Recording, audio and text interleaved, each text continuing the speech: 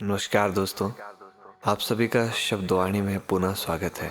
हर बार की तरह इस बार भी लेकर आए हैं आपके लिए एक रोचक कहानी। हमारे साथ अंत तक बने रहिएगा।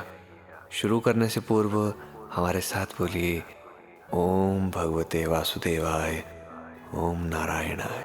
ये कहानी शुरू होती है एक ब्राह्मण से। वो अत्यंत विद्वान और माता के बहुत बड़े उपासक थे।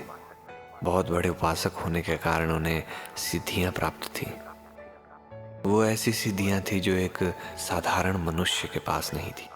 ये बात है उन दिनों की जब ब्राह्मण किशोरावस्था में था।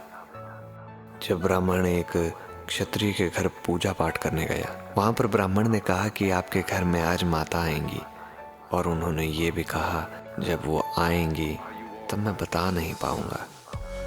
लेकिन वहां पर लोग सभी उनका मजाक उड़ाने लगे। घर का मुखिया कहने लगा कि ये जो आप बात कह रहे हैं ये संभव नहीं है। तो इसी कारण ब्राह्मण और उस क्षत्रिय के बीच शर्त लग गई। तो जब कथा शुरू हुई, जब ब्राह्मण ने मंत्रोच्चारण किए, तो कथा के बीच में एक कन्या हाथ में घड़ा लिए उसमें दही लेके अंदर रसोई घर में गई, और बहुत देर तक उसने अंदर बैठी महिलाओं के साथ घर के कामों में मदद की और वापस चली गई। जैसे ही वो वापस गई तभी ब्राह्मण ने कहा कि माता आकर भी चली गई, क्या आप लोगों को पता चला? तो लोग कहने लगे कब आई, हमें तो कोई पता ही नहीं चला।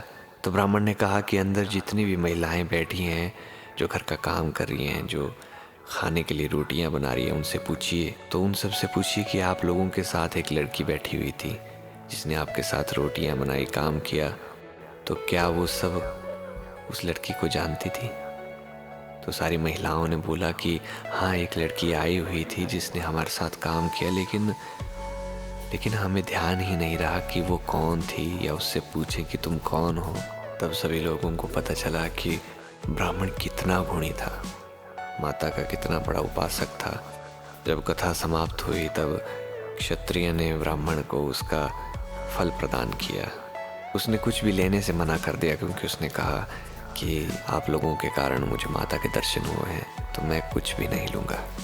वो ब्राह्मण आजीवन ब्रह्मचारी रहा। ये थी एक अनन्य भक्त, या कह सकते हैं उपासक की कहानी। उम्मीद है आप लोगों को ये कहानी पसंद आई होगी। अगर कहानी पसंद आई है तो वीडियो को लाइक, शेयर और चैनल को सब्सक्राइब कीजिएगा, और देखते रहिए शब्दवाणी। धन्यवाद। राधे राधे।